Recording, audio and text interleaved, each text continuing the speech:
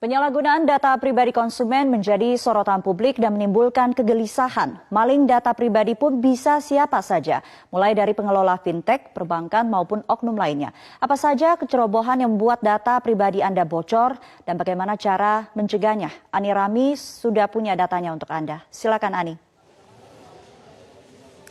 Pemirsa, kita harus berangkat dari pemahaman yang sama. Apa saja yang termasuk dalam data pribadi? Ini adalah sejumlah hal yang termasuk dalam data pribadi kita. Mulai dari nama lengkap kita, lalu nomor handphone, alamat lengkap, emergency contact yang menunjukkan bahwa orang tersebut merupakan kerabat dari kita, lalu kartu keluarga dan KTP baik nomornya maupun fotonya atau scan-nya.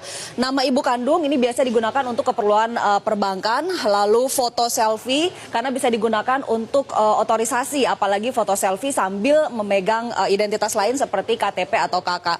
Berikutnya adalah nomor rekening kita dan juga slip gaji. Nah, bayangkan jika salah satu atau beberapa data ini jatuh ke tangan orang lain yang memang berniat jahat. Mereka bisa mengajukan pinjaman online misalnya dengan data kita. Uang diambil entah oleh siapa, tapi kita yang datanya masuk yang harus membayar cicilannya. Atau misalnya kita, data ini digunakan untuk dilibatkan dalam aksi terorisme atau jual beli narkoba misalnya. Amit-amit jangan sampai terjadi. Tapi data pribadi yang bocor ke pihak ketiga bahkan diperjualbelikan adalah fakta. Apa dasarnya mengatakan bahwa kebocoran ini adalah fakta? Ini yang pertama, ini terjadi pekan lalu. Banyak pelanggaran data pribadi, Google akan didenda 153 miliar rupiah. Alphabet Incorporated, perusahaan yang menaungi Google, harus membayar denda 11 juta dolar Amerika Serikat atau sekitar 153 miliar rupiah. Ini merupakan akumulasi dari 227 kasus pelanggaran data. Lalu masih dari artikel yang sama, saya mengambil dari cnnindonesia.com, disebutkan bahwa Google juga dituntut untuk kasus Y-Spy, yaitu mengambil data Wi-Fi rumah yang tidak dienkripsi berupa data-data pribadi si penghuni rumah. Caranya adalah dengan lewat mobil yang digunakan untuk proyek pemetaan Google Street View. Nah, kedua, terjadi pada pertengahan Juli lalu. Ada 70 pengemudi ojek online atau ojol di Pontianak yang menerima tagihan utang. Besarnya tidak tanggung-tanggung, mulai dari 1 juta sampai 23 juta rupiah. Padahal mereka tidak pernah mengajukan pinjaman sama sekali. Rupanya setelah ditelusuri, ini terjadi karena mereka latah mengikuti sebuah postingan di Facebook yang mengiming-imingi uang 100 ribu rupiah hanya dengan menyerahkan foto diri dan foto KTP. Ternyata foto itu disalahgunakan oleh seorang oknum untuk mengajukan pinjaman online. Akibatnya mereka yang ditagih untuk membayar pinjaman tersebut. Nah, ini pinjaman online ini saat ini marak dengan istilah pinjol atau pinjaman online. Nah, ketiga juga faktanya adalah ada pegiat keamanan siber yang dengan mudah membongkar aplikasi pinjol atau pinjaman online yang ternyata tidak menjaga kerahasiaan data pribadi penggunanya, sehingga pihak ketiga dengan mudah bisa melihat basis data pengguna aplikasi pinjaman online tersebut. Dan keempat tadi yang sudah disebutkan oleh Sumiang bahwa ada sebuah kelompok di Facebook namanya adalah Dream Market Official, tapi kemudian sudah berganti nama menjadi Jual Beli All Game dan sekarang diduga sudah berganti nama lagi. Ini adanya di Facebook dengan anggota lebih dari 71.000 orang. Isinya dari grup ini adalah kebanyakan jual beli data. Nah, sejumlah pengamat keamanan siber sudah membenarkan bahwa grup ini ada dan sudah dilaporkan ke Facebook dan juga Polri untuk ditindaklanjuti. Kok bisa sih data pribadi kita bocor?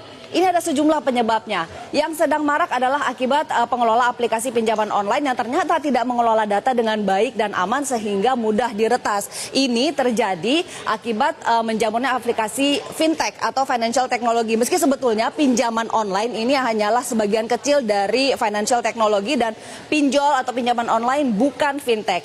Fintech menjamur, pinjol menjamur, tapi ternyata pengelola menggunakan aplikasi template, tidak membangun aplikasi sendiri. Sehingga kalau satu bisa diretas, maka yang lainnya tinggal menunggu waktu saja.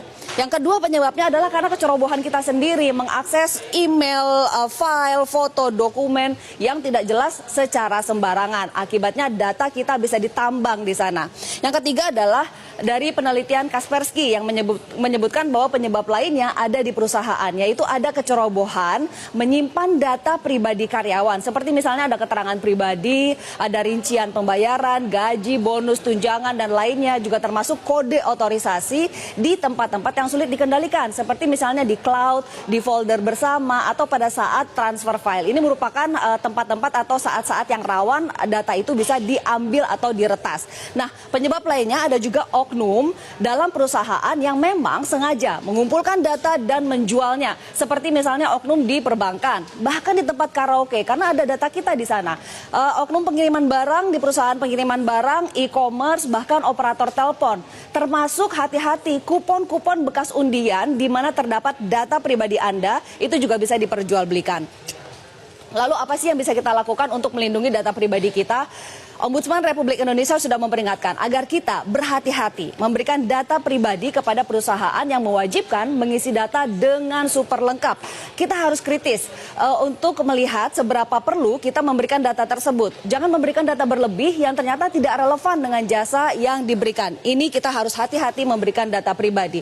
Nah, ini juga berlaku untuk setiap aplikasi yang kita unduh di ponsel. Kritislah dengan permintaan akses ponsel kita. Misalnya aplikasi musik, tapi ingin dapat akses untuk ke kontak, bahkan ke file telepon, ke file foto, file video kita, itu kan tidak ada hubungannya. Nah, jika memang aplikasi tersebut meminta akses terlalu banyak, tinggalkan saja, jangan diunduh. Berikutnya, kita harus bersih-bersih digital secara reguler. Menghapus item-item yang sudah tidak digunakan lagi dari inbox email, juga file-file yang usang harus kita hapus dari perangkat keras kita. Dan kita juga harus melakukan pemeriksaan dan pengaturan keamanan email dan juga akun-akun medsos kita, Facebook, Twitter, Instagram, semua secara reguler. Kita gunakan password yang rumit dan ganti secara berkala. Jangan sembarangan login ke situs-situs yang tidak jelas, seperti misalnya situs kencan online dengan menggunakan alamat email yang terhubung dengan layanan perbankan. Ini sangat berbahaya. Dan yang ketiga adalah sebisa mungkin jangan unggah, scan, atau foto online. Foto selfie kita sekali lagi bisa digunakan untuk memberikan otorisasi, apalagi foto selfie sambil memegang identitas lain seperti KTP. Demikian juga dengan kartu identitas, KTP, KK, dokumen penagihan, termasuk tiket perjalanan, jangan pernah diunggah ke online. Keren sih mengunggah tiket perjalanan ke sosial media, apalagi tiket ke luar negeri. Tapi hati-hati, ini juga berarti mengumumkan kepada media Anda tidak berada di rumah dan bisa menjadi undangan bagi pihak yang berniat jahat untuk datang ke rumah Anda saat Anda tidak ada di rumah. Yang kedua, yang berikutnya adalah perusahaan perlu menumbuhkan budaya peduli bisnis dan keamanan. Perlu ada edukasi bagaimana peran karyawan dan juga langkah-langkah yang perlu diambil untuk menjaga keamanan data perusahaan. Sehingga sumber kebocoran, jika memang berasal dari perusahaan, itu sudah ditutup sumbernya. Berikutnya adalah negara harus hadir. Setidaknya ada 30 loh undang-undang yang menyinggung data pribadi. Pastinya tentu saja undang-undang perbankan, ada juga undang-undang ITE, ada undang-undang administrasi kependudukan dan pencatatan sipil, undang-undang telekomunikasi, keterbukaan informasi publik, dan sebagainya. Total ada sekitar 30. Kominfo juga tengah memprakarsai untuk dibuatnya undang-undang perlindungan data pribadi. Nah, sekarang tinggal bagaimana implementasi dari puluhan undang-undang yang sudah ada ini. Adakah aturan turunannya yang bisa menjadi petunjuk teknis atau juknis dan juga juklak aparat di lapangan? Ada enggak? Yang kedua, apakah aturan-aturan ini update dengan perkembangan teknologi saat ini? Lalu bagaimana dengan pinjaman online? Jika kita betul-betul membutuhkan, apa yang harus diperhatikan? Yang pertama, jika memang ingin menggunakan jasa pinjaman online, pastikan bahwa pinjaman online tersebut terdaftar di OJK. Karena tidak semua aplikasi pinjaman online terdaftar dan berada dalam pengawasan OJK. Jika Anda menemukan ada pinjaman online ilegal, Anda harus proaktif dan melaporkannya ke pihak keamanan dan juga OJK. Berikutnya, harus teliti dengan syarat dan ketentuan yang ada dalam aplikasi. Biasanya memang lazim ditemui bahwa syarat dan ketentuan ini ditulis dengan font yang kecil dan kontennya banyak sekali. Dalam satu lembar itu banyak sekali yang harus dibaca. Tapi demi keamanan dan perlindungan diri, kita harus teliti membacanya. Tidak sedikit aplikasi yang bahkan mengiming-imingi bonus atau tambahan limit jika pengguna memberi akses ke berbagai data dan berbagai aplikasi yang ada di ponsel. Tujuannya apalagi kalau bukan menambang data pribadi kita dan yang ada di kontak kita. Berikutnya adalah waspada dengan permintaan akses data di ponsel.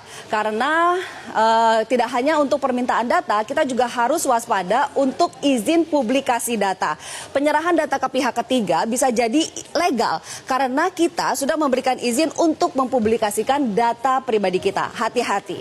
Dan Pemirsa percayalah, tidak ada artinya berhati-hati, kritis, cermat, dan teliti di awal dibandingkan dengan menyesal kemudian karena data pribadi kita disalahgunakan untuk tindak kejahatan. Sumi, kembali ke Anda. Baik, terima kasih Ani Rami untuk pemaparannya.